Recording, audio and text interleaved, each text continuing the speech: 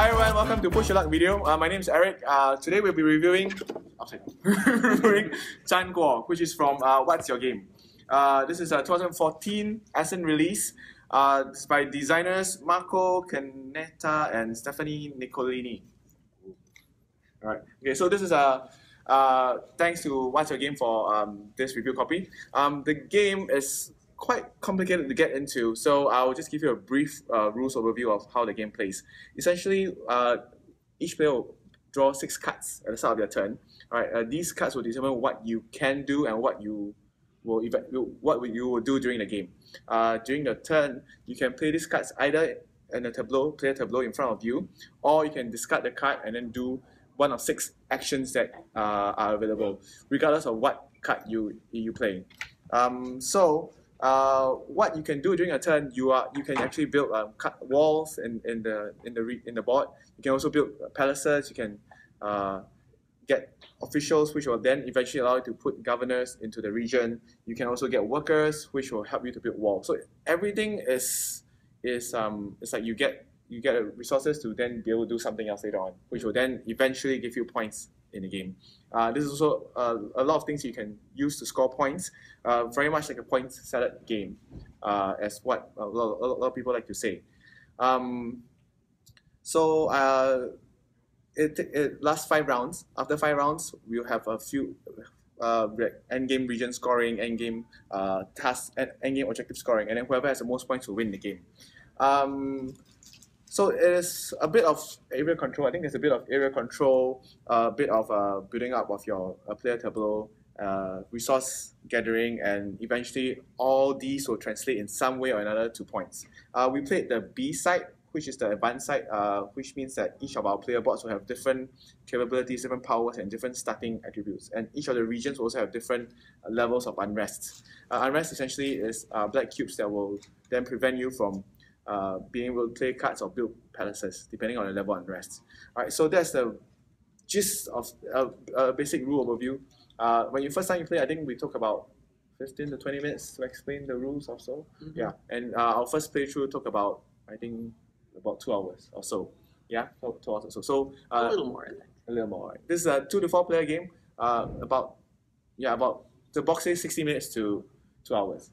So maybe with more plays, and you can actually shrink it down to 60 minutes.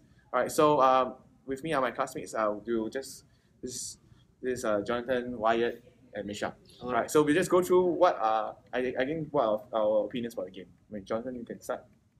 So it's really cool in a game like this where you have so many possible decisions to really feel like all of them are equivalently useful and meaningful. It never really felt like doing any of the particular actions was not good.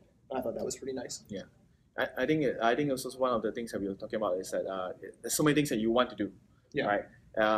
And I think the main keyword is focus. You need to focus on on maybe a few key things. I think nearer to the end, you probably have more options that you can swoop in and we used to call it Cobra Strike. Cobra Strike, you can get all the points later on. Yeah. What do you think? It's good. I like how pretty much everything has a early game, late game decision making, right? Because with the cards and the actions, you want to maybe go for a long term, you put it as a unification action, or you want to use an action to do one of the card actions. And almost every time there is benefits from doing one or the other, and you want to kind of craft how do you use the cards in order to achieve victory, which is what I like. Yeah, Misha. I really enjoyed it. It was a little intimidating early on. Mainly just during the rules instructions. Once you start playing, it makes sense pretty easily, but it's a bunch, it's all very elegant, but the rules don't, there's no like real good hook to like let you understand what your point, or what the point of the game is, or like what your big strategy should be until you kind of understand everything. I also think scoring was pretty intimidating at the start. Yeah. However, once you start playing, it's very easy. Yeah. Like at no point during gameplay did I get kind of lost, but looking at it before I began was scary. So don't be afraid. And also, you haven't been sleeping much. Yeah, that's true. So he's not been sleeping much, but you still saw a very good. Yeah, not too bad. Yeah, I think symbols are nice. The art is very nice as well. The it's easy to tell once you know the rules and all that. Is everything's on the board. What actions you can do are printed on the board. What requirements you need to do to build a palace and what the benefits you get is all on the board. The initial part when we talk about like the benefits you get per round, all right, in terms of the unification tokens and then how the turn order will merge into turn order from there, it's kind of a bit tricky in the beginning to understand. But once you play through, I think everything's fine. So I think once you play through the first time, everything should click much more easy. I mean, much more easy. Definitely. Yeah. There's a lot of replay value as well because each of these benefits are double-sided and they have different benefits on the other side. So at the start of the game, you randomly determine the benefits for the walls.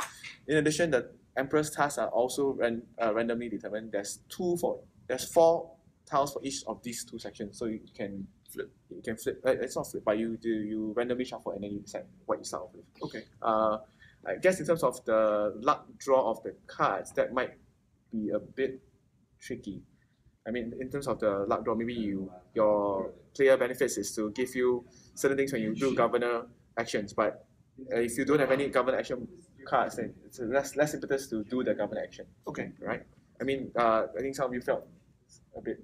Kind of. I mean, I made bad choices. I think, though, the fact that these cards are useful in 2 ways. Either you can use the cards to build up your kind of like overall, make all of your actions more efficient, or you can use it to take actions. So even if you're getting cards that are not great for your long-term actions, you can just use them. And honestly, like that's fine. It's not like you're not being crippled by that. It will definitely impact your efficiency a little bit, which I guess is what really matters in this game. But I don't feel like luck. I feel like there's a lot of good stuff in mitigating luck factors.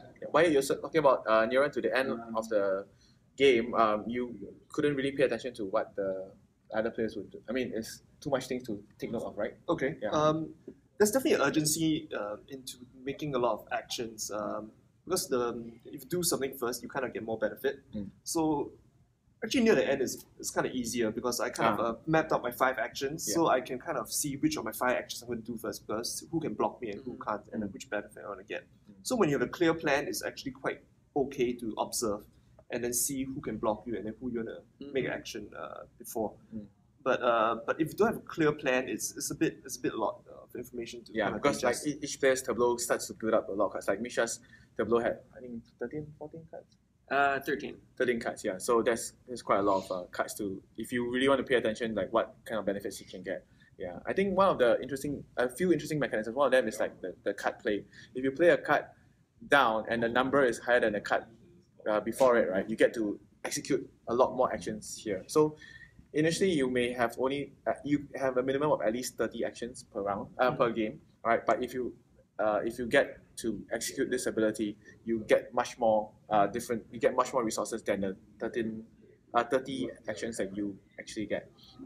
In terms of AP, analysis paralysis, Jonathan, what do you think about that? I mean, I think there are definitely a lot of times where you have so many decisions to make that it can be very tough to figure out how you're going to optimize it, especially because the scoring is in a lot of ways very oblique. It's very dependent on how many of the various things you get. It's really hard to add up like how much a wall is going to be worth at the end of the game when you're partway through. So I know for me, at least in the last round, I took probably like 10 to 15 minutes to figure out my first move because I just couldn't figure out what I was going to do. And I think for someone who is more inclined to analysis paralysis, you could get really stuck in some of these points. You could be, yeah. But I think if you do what I did, like you plan ahead kind of thing, then you'll be you'll game flow much more faster. Yeah. So that's the summary of Zhan Guo. I recommend this game. I definitely recommend this game. I think even though we played it like first time, we got into it. After the first round, we all knew what we were doing. There's no more confusion about what's happening and stuff like that. Everything's clearly labeled out. So yeah, it's a definite recommendation for me. Thank you for watching.